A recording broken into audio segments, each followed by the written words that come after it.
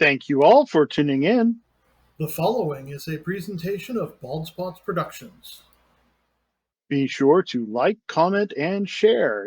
Subscribe, follow, whatever it is you've got to do to kick that algorithm into gear and help us reach more people. Yes, it is I, your humble host, Bill Hatch, the third, coming to you live from the Palatial Studios of Bald Spots Productions here in the beautiful town of Malden, Missouri.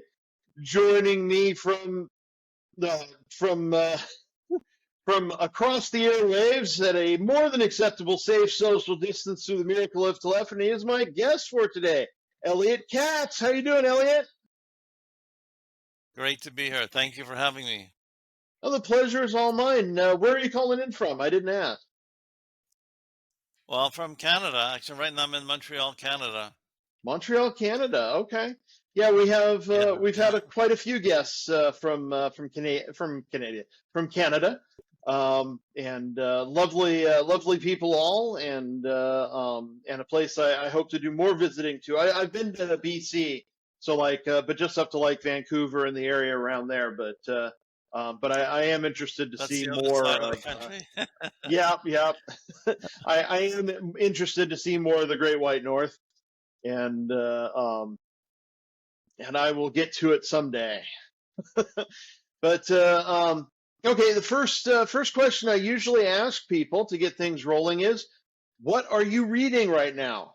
What am I reading right now? I'm reading Yeah. Viktor Frankl's Man's Search for Meaning, and Okay. it's very interesting book. I've actually read it before. I know he's talking about suffering and finding meaning in suffering, and he's got a Hmm. lot of interesting lessons. But he also talks about, and this is why I took out the book this time, is about finding meaning in love. When you love someone, there is meaning in Mm. loving someone. Hmm. That's why I've been reading it this time. Okay. Have you read it And before? you, Bill, what are you reading? Mm. I have. So like I said, I've read it before because really, his book is really known for about suffering, finding meaning in Hmm. suffering, and that there's a very important lesson is that if there's purpose and meaning in suffering, then you're more easily to accept it. If you say, I'm going through this hard Yeah. time, but I know it will lead to something good. Okay, well, I can put up with it because it's going to lead to something good. Um, Yeah. One thing famous one thing story I've. is Oh, there's a sorry. famous. Go ahead.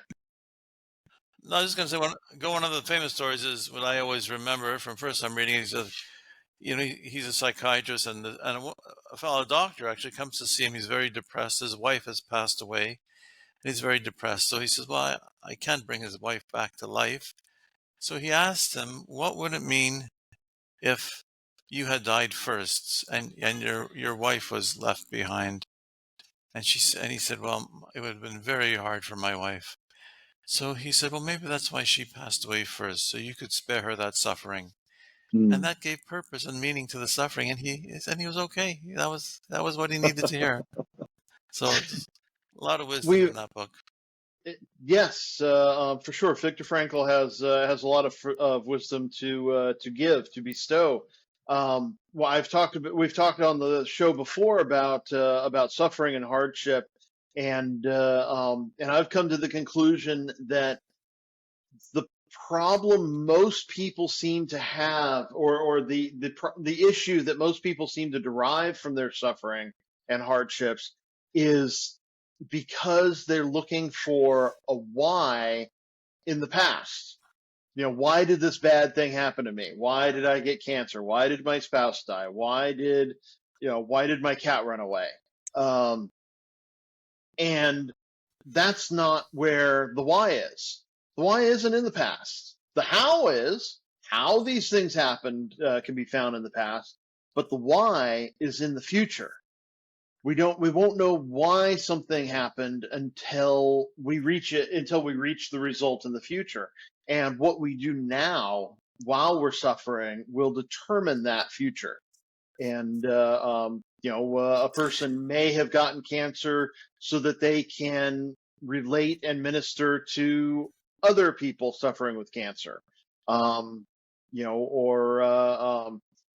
they or some other medical condition that's come up. I myself have not had cancer, but um, I helped my dearest of dear friends. She had cancer a few times, and I helped her go through that. And she passed away back in 2019 after her third separate cancer fight. And now my mother is going through cancer treatments. Hers are going much better. They removed the lump, and it got good margins, and there was nothing in the lymph nodes, and they're still going to do radiation just to be on the safe side. But I'm able to, because of my experiences with my friend, I can now help my parents go through the similar experience, and maybe make it a little bit better for them, or easier. And I Oh, found a why, not in the past, but in the future, which I now am in. right, As right. for what as Well, for what I I'm wish reading, her. go ahead. Okay, go ahead. No, Okay. I was going to say I wish your mother a speedy and full recovery. But it's Thank interesting you. we got into this discussion because it sort of leads into the book that I wrote. I Okay. went through a very difficult time after my Hmm. marriage ended, and really asked that question: why am I going through this? What do I have to learn from this? I mean, I felt at first you blame the other person, then you come to the point of Hmm. asking yourself, what do I have to learn from all this? I don't want to go through this again. Right. And like a lot of people, and my book isn't the only one like it, but you sort of go through this very difficult time, and it forces you, because you want to get out of pain, Hmm. to learn some lessons, and then you realize, well, a lot of people need to learn this, so I'm going to go out and share these lessons with other people so they don't go Yeah. through what I went through, just to spare them sort of like I didn't mean it this way, but it's sort of like what Dr. Frankel said. It's like to spare other people the suffering Hmm. that I went through. So that's sort of how I came to write these books on relationships. Relationship advice for men. I mean, continue how my story, A how lot I of came lot of to men write them, a or lot of men can definitely use them. You have two books that oh you've yeah, written, correct? Okay. right, right, Let's see. right. I don't have Okay, the names of them right in front of me. okay. Well, I'll show them to you. Okay. One's called "Being the Strong Man a Woman Wants," timeless wisdom on being a man. And what I realized, I went on this journey of seeking wisdom. I said, well, I have to learn something, because you want to get out of pain, and you want to say, well, I don't want this to happen again. And I really went on this journey talking to other men. A lot of men really confused. Really, the more I talk to men, the more I realize a lot of men need a lot to learn a lot. And then I read books on relationships. They really didn't say anything to me. And then it's really when I turned to the timeless wisdom that really, for generations, for centuries, men have taught other men about being a man in a relationship. I was just blown away, because it answered my questions. And it not only answered my question, coincided with what I heard women complain is lacking in men today. And that Mm. really, this whole generation of men today, the things we were taught about being a man, all these messages we hear, be sensitive, be vulnerable, don't be controlling, but that men have interpreted that to mean, well, I'll just do whatever she says. Women don't like men Right. who wait to be told what to do. They really want a man who's a leader, who can make a decision, who can take charge, who can make them feel safe and protected. And I discuss this with men, and they all think these are old-fashioned ideas. And I tell them, I've talked to a lot of women, and so many of them will say, I'm old-fashioned. I like a man who takes charge and takes the lead. It's like, one of the things I say is human nature hasn't changed. Like, what a woman wants in a relationship with a man really hasn't changed since the first woman was created. Uh, it's really, and that's sort of the message of my book. That men need to take, show leadership, make decisions, and take responsibility. And the Right. interesting thing is, like, sort of women became the biggest fans of the book, and would ask me, "Well, how do I get my man to take charge? I'm tired of always telling him what to do." I've had so many women say, "I divorced my husband because I got tired of always having to tell him what to do. It made me feel like he's a child, and I'm his mother, and I don't want to be his mother." Many times I've heard this. So I wrote a new book for women to tell them how to get their man to take charge. Here it is. It's called How to Get Your Man to Wear the Pants So You Don't Have to. And it's just eh, trying to show to women that the reason he's acting the way he is, like waiting for you to tell him what to do and not taking charge of anything, is that he really thinks that's what he's supposed to do. He's not doing it to get you annoyed with him and get you fed up with him. He really thinks, well, I'll be non-controlling. I'll be a nice guy. And she should appreciate this. And why doesn't she appreciate it? Because she's fed up with leaving all these responsibilities on her shoulders. She doesn't want it. She really wants you to be a man who takes charge and makes her feel safe and protected. And it's really the men that I've coached, and they'll tell me, she wants me to make all these decisions. They really don't matter to me. So I say, just make them because that's what she wants. And he makes those decisions, and she'll say, it makes me feel safe and protected. That's what she really wants. You don't hear many, relationship people talking about that, but really, and that's sad because it really makes them feel good and safe and protected. Makes them feel they're with a real man, and that's what they want. So Yeah. now my mission is to change the men of the world, Bill. Well, good luck. No, I Okay. can totally understand that.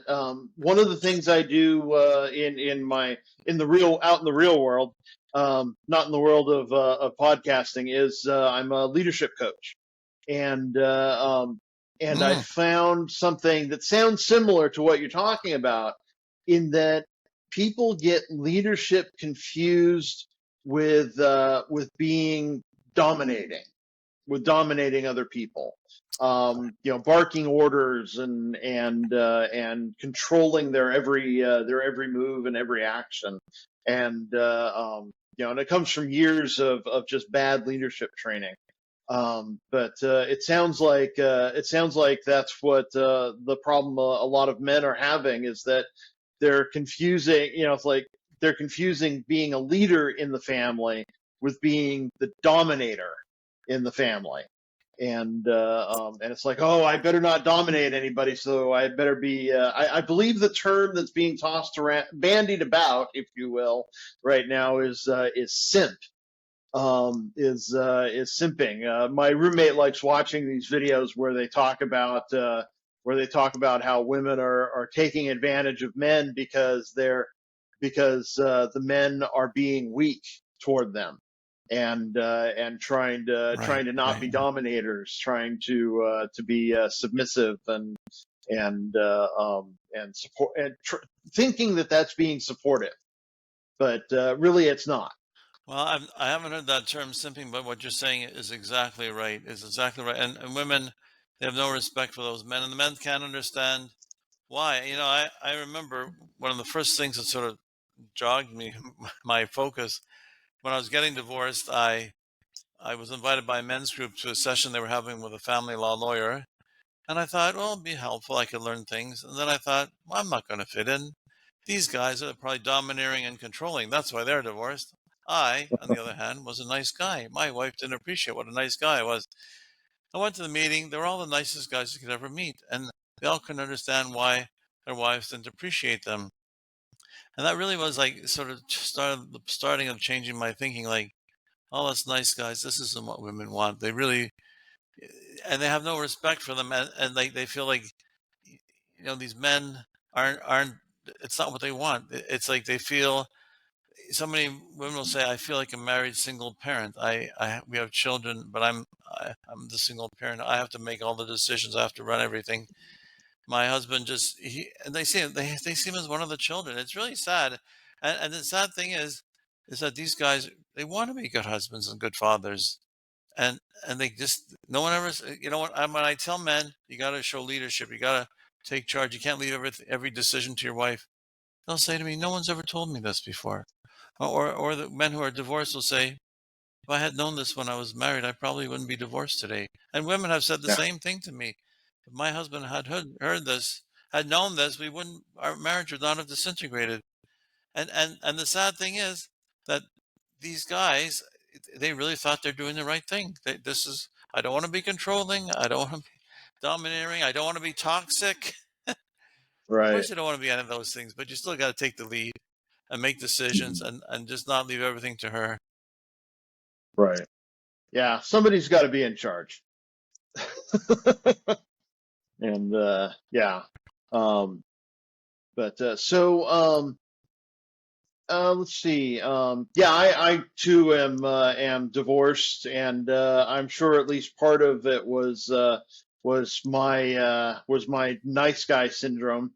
Um, and all. There were other issues in the marriage as well, but we don't need to go into that. But the show isn't about me. But Okay. what's one of the big things that men can do to turn that around? Um, what would you say would be like the first step toward fixing the issue without giving too much of the book away? Because we want people to buy the book.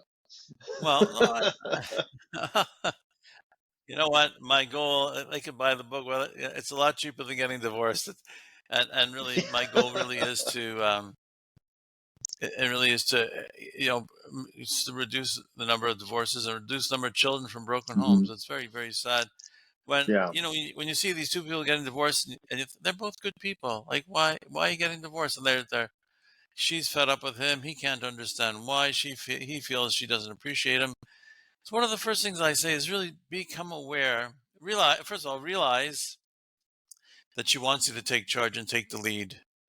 Mhm. Then then say, okay, be aware what's going on in your home, and look for situations that are not being dealt with that you could take charge and deal with. And it's not a matter of, if she says we're doing this way, you say, oh no, we're not doing that. We're going to do the opposite. I'll show you. I'm taking the lead. That's being stupid. Look for situations. Show initiative. That must everybody appreciates when somebody shows initiative. You see a problem, you say, hey, you know what? I did some research. I think we could solve this problem by doing this. And and ask, what do you think? You think that would work, or maybe you think just do it. Maybe your wife just would like you to take charge and not ask her what if it's okay. Really, she really doesn't want you to always ask her. She wants you to be the man, take the lead, and that will make her feel safe and protected. The other thing is make decisions. Like when she calls you and asks you, what do you want for supper, chicken or fish? And you say, whatever you want. Just they don't like them. She asks you to make a decision because she wants you to make the decision. She wants to know what you want.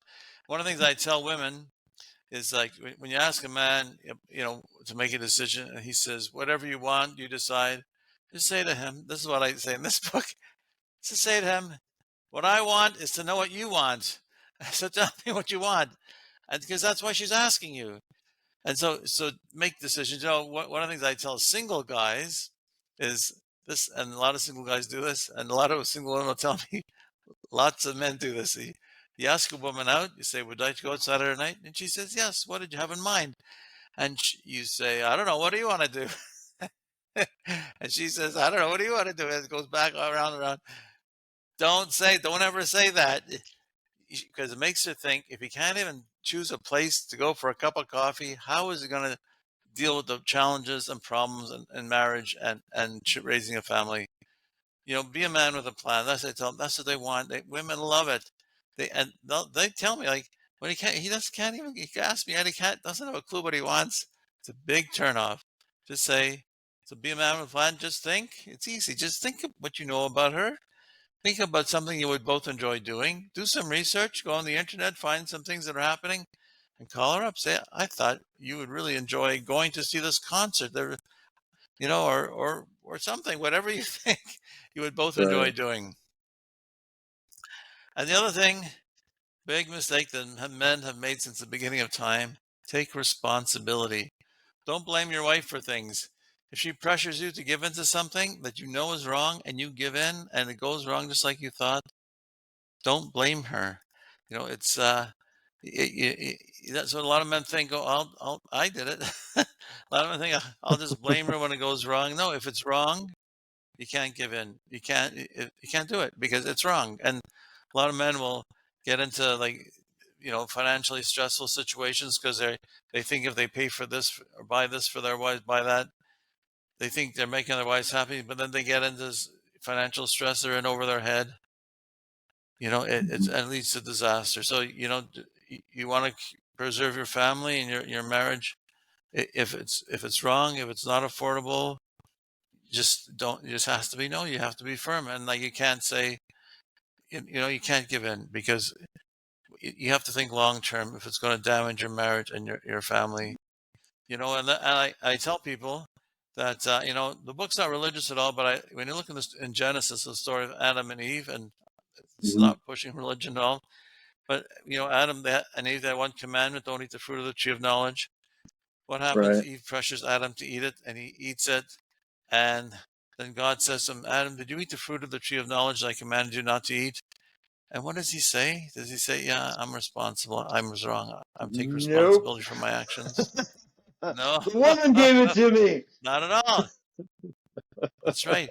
He gave he gave into he blames his wife.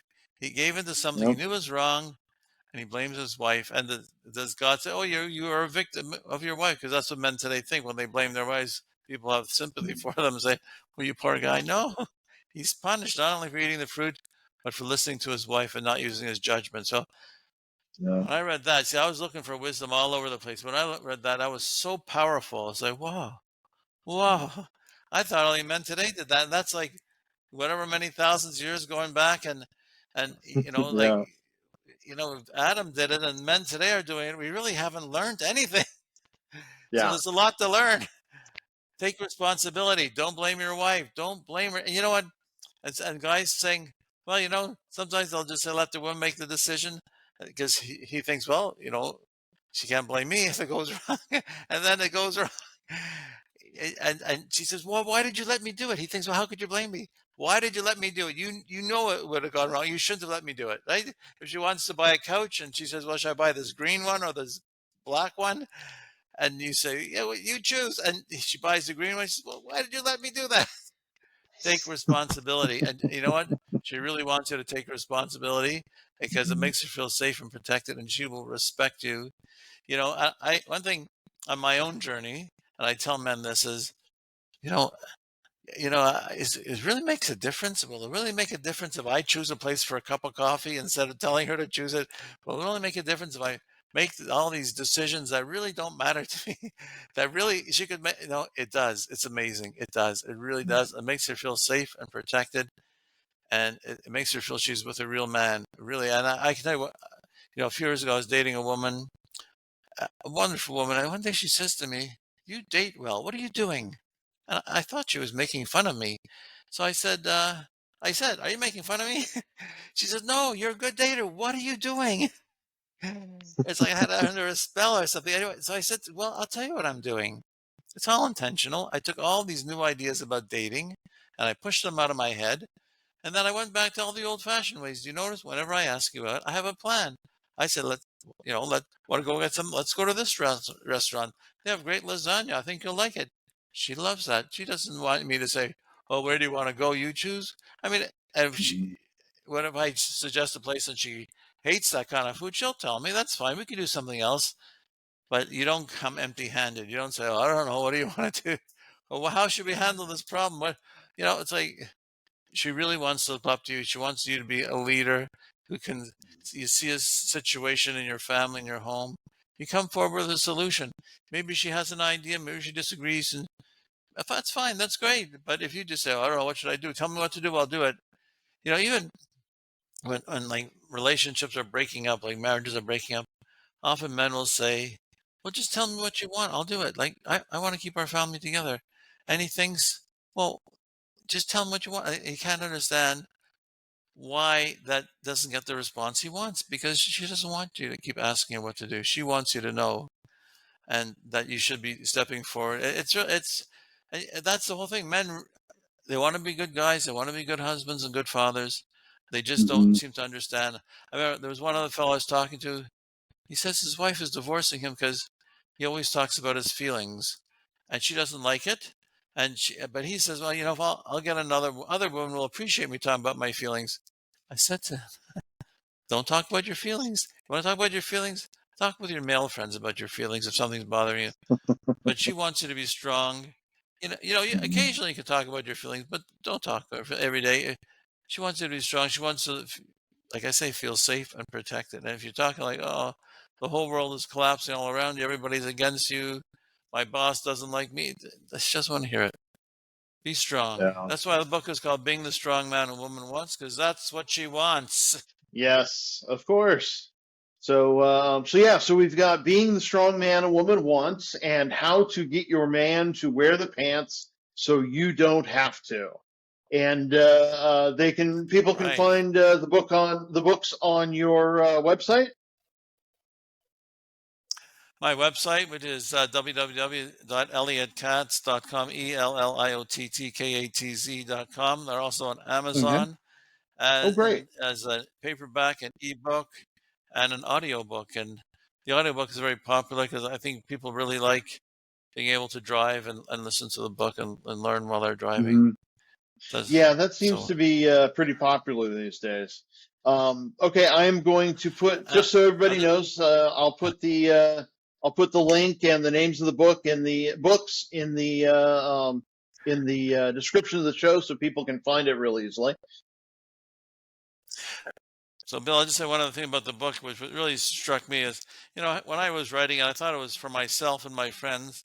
Then I thought it's sort of Mhm. North American, but the book's actually been translated to 25 languages around the world, Wow. and really said to me, like, this is a thing men need. It's like, Mhm. cultures are different, but human nature is similar, and men all over the world need to learn how to be a man. Usually, in the past, a father taught them or other older male role model, but they're looking to learn this because they know men need to learn this. And so for me, it's been a fascinating journey. And like we were talking about at the beginning, all the suffering that I went through that made me learn this stuff, I'm able to share it with others, and it's become a rewarding experience.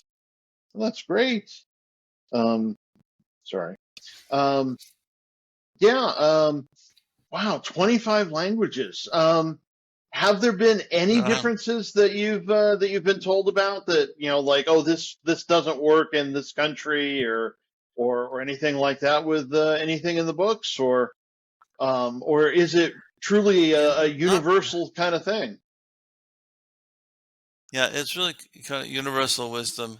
And the interesting thing to me was how some of these countries are countries where we have images that, like in Brazil, where you think everybody's so macho. The whole image of macho originated, Mhm. and in Japan, where you think every man has a geisha, and all these like your Eastern European countries where I thought, you know, sort of men were still men and women had their traditional roles. I just made a deal with a publisher in Saudi Arabia. It's published in Arabic. So Wow. I think it's been very rewarding. I mean, like I was talking about at the beginning, it's so fascinating for me. Like this was my journey. I had to learn here. I thought I'm the only one in the world who needs to learn this. I am the only one who doesn't know this. And I realized, look at my situation is very common, and it's so, like I said, so rewarding to share it with men to get feedback from men saying this book has saved our marriage, or especially from women. Some of the comments on Amazon from women are saying, this book has given me hope for our marriage. It's very rewarding Wow. to do that. So Wow. That is so awesome to hear how you're making a difference in people's worlds. Any really good stories of people who've turned it around because of your book? Turned their marriages around?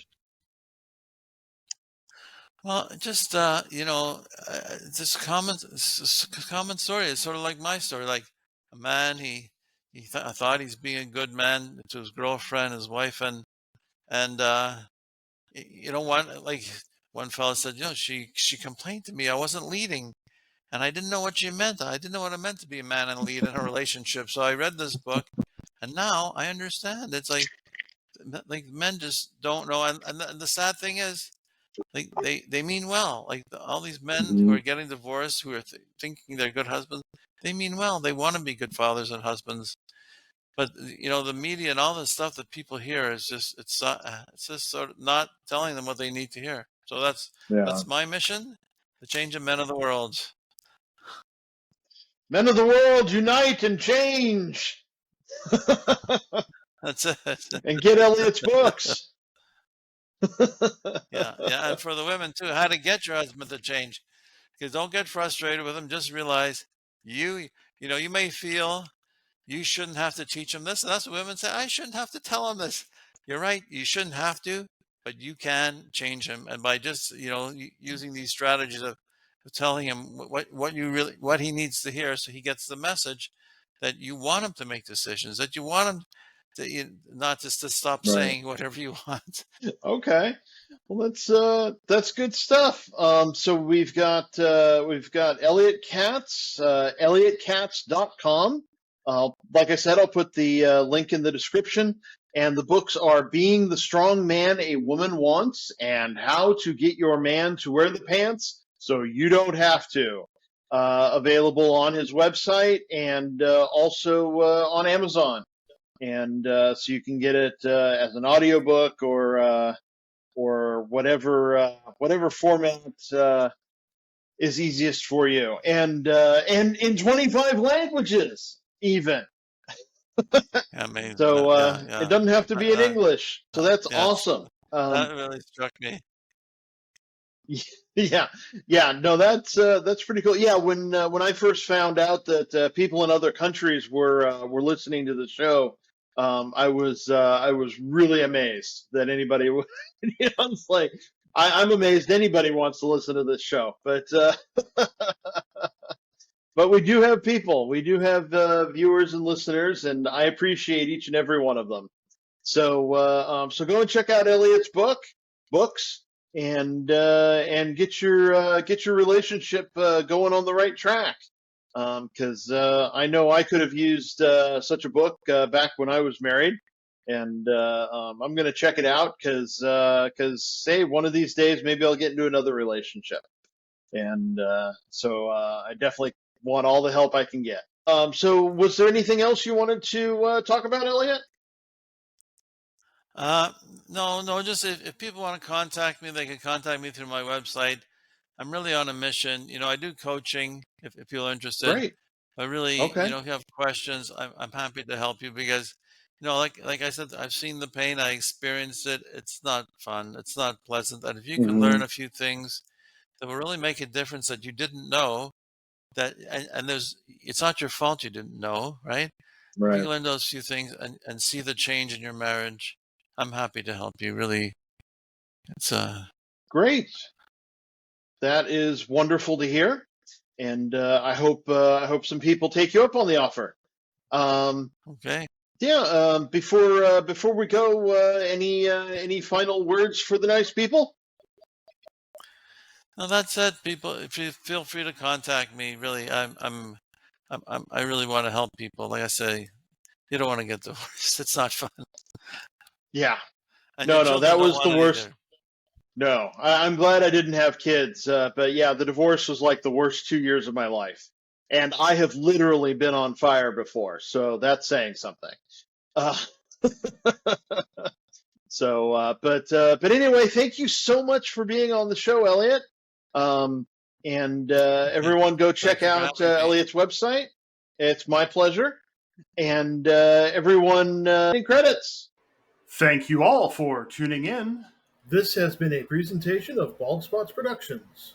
I'd like to thank my producer, my beloved mother, Eileen Hatch. I, of course, am your humble host. I'd like to thank my special guest, Elliott Katz. Support the show if you feel so led over on patreon.com. We're known as Bald Spots Pro.